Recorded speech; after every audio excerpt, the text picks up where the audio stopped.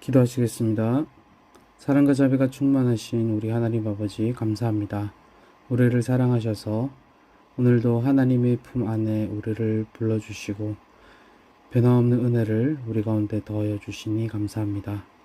오늘 하나님의 말씀 앞에 엎드린 모든 주의 종들을 기억하여 주시옵고 변함없는 크신 은혜로서 생명의 말씀으로서 이 세상 살아갈 때에 함께 동행하여 주옵소서. 감사드렸고 이 모든 말씀 살아계신 예수님의 이름으로 기도합니다. 아멘. 오늘 우리에게 주시는 하나님의 말씀은 창세기 7장 1절에서 16절까지 말씀입니다. 제가 봉독해 드리겠습니다. 여호와께서 노아에게 이르시되 너와 네 온 집은 방주로 들어가라. 이 세대에서 네가 내 앞에 의로움을 내가 보았음이니라. 너는 모든 정결한 짐승은 암수 7씩, 부정한 것은 암수 2씩을 네게로 데려오며 공중의 새도 암수 7씩을 데려와 그 씨를 온 지면에 유전하게 하라. 지금부터 7일이면 내가 40주야를 땅에 비를 내려 내가 지은 모든 생물을 지면에서 쓸어버리리라. 노아가 여호와께서 자기에게 명하신 대로 다 준행하였더라. 홍수가 땅에 있을 때 노아가 600세라. 노아는 아들들과 아내와 며느리들과 함께 홍수를 피하여 방주에 들어갔고 정결한 짐승과 부정한 짐승과 새와 땅에 기는 모든 것은 하나님이 노아에게 명하신 대로 암수 2씩 노아에게 나와 방주로 들어갔으며 7일 후에 홍수가 땅에 덮이니 노아가 600세 되던 해 둘째 달 곧 그 달 11의 날이라. 그날에 큰 기쁨의 샘들이 터지며 하늘의 창문들이 열려 40주야를 비가 땅에 쏟아졌더라. 곧 그날에 노아와 그의 아들 셈, 함, 야벳과 노아의 아내와 세 며느리가 다 방주로 들어갔고 그들과 모든 들짐승이 그 종류대로 모든 가축이 그 종류대로 땅에 기는 모든 것이 그 종류대로 모든 새가 그 종류대로 무릇 생명의 기운이 있는 육체가 2씩 노아에게 나와 방주로 들어갔으니 들어간 것들은 모든 것의 암수라. 하나님이 그에게 명하신 대로 들어가매 여호와께서 그를 들여보내고 문을 닫으시니라. 아멘. 방주를 지으라는 명령으로 끝마쳐진 6장에 이어서 7장은 하나님께서 노아에게 그 방주 안으로 들어가라고 명령하신 데서 시작됩니다. 이 6장과 7장 사이에는 120년에 이르는 간극이 있습니다. 노아는 하나님의 명령을 받은 후 무려 120년 동안 방주를 지으면서 다가올 하나님의 심판에 대해 세상에 말해왔을 것입니다. 성경이 말해주지 않지만 노아가 그동안 겪었을 조롱과 모욕, 비난은 참 감내하기 쉬운 것들이 아니었을 것입니다. 그러나 때가 되어 이제 하나님께서는 노아를 부르십니다. 오늘 본문은 하나님께서 노아더러 방주로 들어가라 라고 하십니다. 그런데 이 부분에서 생략된 표현이 있습니다. 오라 라는 표현입니다. 본문의 이 표현은 정확히 오라 방주로 들어가라 입니다. 주석가 매튜 헨리는 이 표현을 주석하면서 비바람이 몰아치거나 날이 어두워질 때 아버지가 그 자녀들을 집안으로 불러들이며 쓰는 말과 같다라고 했습니다. 여기서 우리가 알 수 있는 것은 하나님께서 노아를 위로해 주셨다는 겁니다. 하나님께서는 오라 라는 말씀을 통해서 하나님께 자신께서 방주 바깥뿐 아니라 방주 안에도 계시다는 사실을 알려주셨습니다. 이것은 방주 바깥에서 노아와 함께 하신 것 같이 방주 안에서도 노아와 함께 하시겠다는 말씀이기도 합니다. 둘째는 노아가 120년 동안 오만 고초를 겪고 오만 가지 비난과 조롱거리가 되는 동안 하나님 역시도 그 방주에서 노아와 함께 비난과 조롱을 받으셨다는 것을 의미합니다.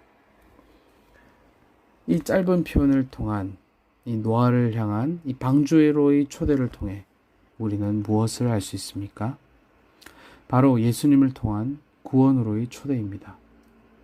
노아가 120년 동안 방주를 만들었을 그 어렵고 긴 여정, 그리고 마침내 멸망의 때가 이르렀을 때 이 세상의 멸망 가운데서 과연 그 자신이 살아남는다고 해서 마냥 기뻐할 수만 없을 그 복잡한 심경, 방주 속에 들어가면 얼마나 거기서 있어야 할지 알지 모르는 그 우려가 얼마나 컸을까?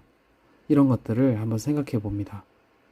그 누구라도 노아와 같은 상황에 직면할 때에는 두려움이 생기지 않을 수 없을 것입니다. 오늘날 주님께서 오실 것을 믿고 믿음의 길을 걸어가는 모든 성도들 역시도 마찬가지 입장이 아닐까 하고 생각합니다. 그러나 하나님께서는 노아에게 함께 하셨던 것처럼 오늘날 믿음의 길을 묵묵히 걸어가는 사람들을 예수님을 통한 위로를 전하십니다. 비난과 조롱, 그리고 고난을 받지 않아도 되실 예수님께서는 친히 인간의 몸을 입으시고 모든 고통을 홀로 받으시면서 죄를 부활로써 죽음을 이기셨습니다. 그리고 모든 사람들을 예수님 그 자신에게로 오라라고 초대하십니다.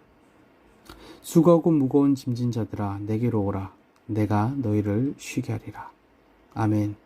사랑하는 여러분, 오늘 이 새벽이 예수님의 부르심으로 인한 위로를 누리는 시간이 되시길 간절히 소원합니다. 오늘 말씀은 우리에게 중요한 교훈을 또 한 가지 말하고 있습니다. 한 사람의 의로 인해서 많은 이들이 하나님의 은혜를 잊게 된다는 것입니다. 오늘 본문의 1절과 그리고 6장 18절을 통해서 우리는 방주 안으로 들어가도록 지시를 받은 사람이 노아 한 사람뿐 아니라 노아 자신을 비롯한 그의 일가 8명이라는 것을 알게 됩니다. 그렇지만 성경은 하나님 앞에 의로운 사람이 노아 한 사람이라고 말합니다. 여기서도 우리는 예수님의 모습을 발견합니다. 노아는 그 한 사람의 의로서 많은 이들에게 하나님의 은혜를 끼치신 그리스도의 예표로서 하나님께 쓰임받았습니다. 예수님께서도 노아와 마찬가지로 자기 몸을 하나님께 드리심으로써 구원의 방주인 교회를 세우셨고 그 의를 힘입는 모든 자들을 하나님의 심판에서 구원하셨습니다. 이것을 우리는 이사야 53장 11절에서 발견합니다. 그가 자기 영혼에 수고한 것을 보고 만족히 여길 것이며 나의 의로운 종이 자기 지식으로 많은 일을 의롭게 하며 또 그들의 죄악을 친히 담당하리라 라고 하셨습니다. 사랑하는 여러분, 오늘날 우리도 예수님처럼 그리고 노아처럼 하나님 앞에 쓰임받을 수 있습니다. 우리는 그 어떤 의의가 없습니다. 그러나 은혜를 구할 때 하나님께서는 그 은혜를 입혀주시고 의롭다고 칭해 주십니다. 이 하나님께서는 하나님의 구원의 역사에 쓰임받기를 원하는 그 한 사람을 통해서 많은 이들을 구원하시기를 기뻐하십니다. 연약하고 부족하지만 오직 하나님께서는 은혜로서 교만한 이 세상을 정죄하시고 구원의 역사를 베풀어 가십니다. 말씀을 맺겠습니다. 하나님이 예수 그리스도 안에서 믿음의 길을 묵묵히 걸어가고 있는 모든 성도들을 영원한 위로로 초대하시는 줄을 믿으시길 바랍니다. 때가 이름에 거둘 것이라 하신 그 말씀대로 하나님께서는 믿음으로 뿌린 이들에게 믿음의 결과를 반드시 주실 것입니다. 믿음의 길을 걷는 이들을 결코 외면하지 않으실 줄을 믿습니다. 오늘 이 새벽이 그 위로의 본질이 되시는 예수님의 초청에 응하여서 예수님을 만나는 은혜의 시간이 되시길 간절히 소원합니다. 기도하시겠습니다. 사랑과 자비가 풍성하신 우리 하나님 아버지 감사합니다. 하나님, 외롭고 고단한 믿음의 길을 걸어가는 모든 주의 권속들을 돌아보시는 하나님, 이 시간 예수님으로서 예수님의 초청으로서 하늘의 위로를 우리 가운데 전해주신 줄 믿습니다. 때가 이름에 반드시 그 심판의 때가 올 것이고 우리에게는 위로의 때가 올 것을 믿습니다. 하나님, 모든 외롭게 믿음의 길을 걸어가는 주의 권속들 가운데 위로가 풍성히 임할 수 있도록 주님께서 은혜를 더하여 주옵소서. 이 위로를 믿으며 이 험난한 세상 영원한 소망을 가지며 살아갈 수 있도록 우리를 붙들어 주옵소서. 감사드리며 모든 말씀 살아계신 예수님의 이름으로 기도합니다.